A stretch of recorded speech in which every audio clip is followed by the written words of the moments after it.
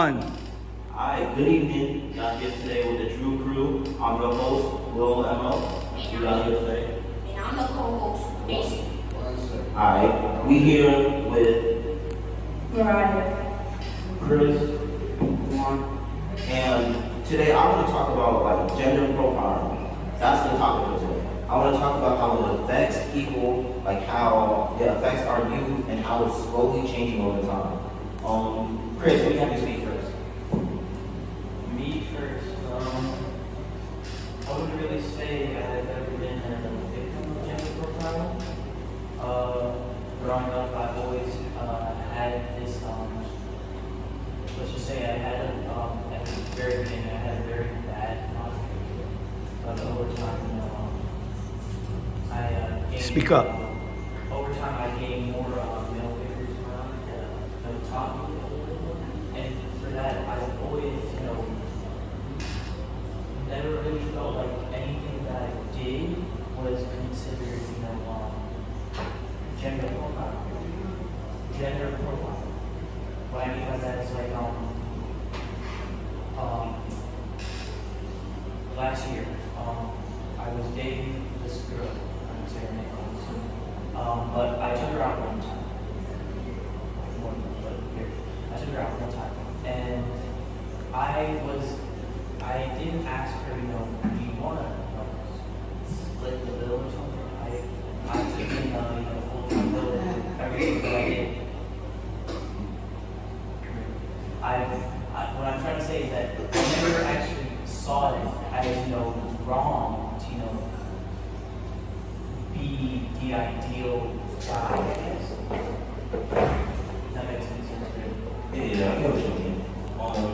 Because like certain times, like my dad taught me growing up, you always have to be a gentleman, always open the doors for a lady. Like if a lady, always check on the lady. Like if you got guests over, you always got to be a man in the house, like checking on people. Even if like they look like you're fine, you should still check. I mean that's just personal opinions for me. That's how I was raised, and I feel like it's affected me a lot these growing years. You got anything you want to say? I don't. Speak into the mic. About like gender profile, like it's like the same thing that you said. Like my mom always told me, like be a gentleman, and like if you're like for like example, like if you're taking like some girl like to like a date or something like that, and if like the door, actually you open the door, she don't even have to ask her. She don't even have to ask you open the door. Just open the door. Be a gentleman. Pay for the bill. Don't ask you want to split the bill. Pay for the bill. Like be like a gentleman. And that affected me a lot because like it helps me like in economy like being like a man, like being like a gentleman pulling up and like anything. Yeah, like we're being taught to take initiative, like really like own up to certain things. And, like I feel like that's changing you. I feel like also over time, like nowadays women don't expect that as much as they used to. And nowadays like women feel like they can be strong, independent, and that's taking like a strong toll on the young females of our generation.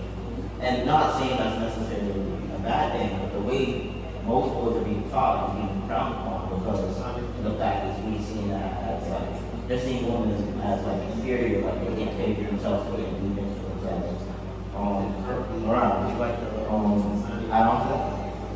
I think gender profiling is backwards because with boys and girls, when they get into like a conflict and a girl hits the boy first, it's like it's not really a big thing, but when the boy hits the girl back, everybody is acting for it. But then with the same thing, the boys don't really, they stop caring about other girls. Speak And up. the girls, they take care of themselves way more and they don't really rely on them, but like it goes both ways. Like the boy can split the girl and the girl can do it back to themselves. The girl thinks some girls think they just don't need to do anything. Like check up on the boy, like they think some girls think that the boy only has to check up on them. Last but not least, Eduardo, would you like to add on anything you want to speak about on the topic? How were you raised in a way that, like, you can see a gender profile like that coming up there? They're like the same as you three. Like I've kind of been taught how to be like legitimate and stuff. Stay still. Don't And stay. like Mark or Mason said, I know it's like, you said something about now the girls want to be like independent and like do things themselves. I feel like now like boys kind of get like insecure about it because they like kind of feel the idea of girls like handling themselves after what they've been taught about, being a child. I think you brought up a really good fact. I feel like, personally, sometimes, I feel like I care a bit too much, or like, when I'm talking to girls, I feel like sometimes I am careful, like, with my sister especially, I feel like today she was like currently out of it, she was sick, and I kept checking up on her relentlessly.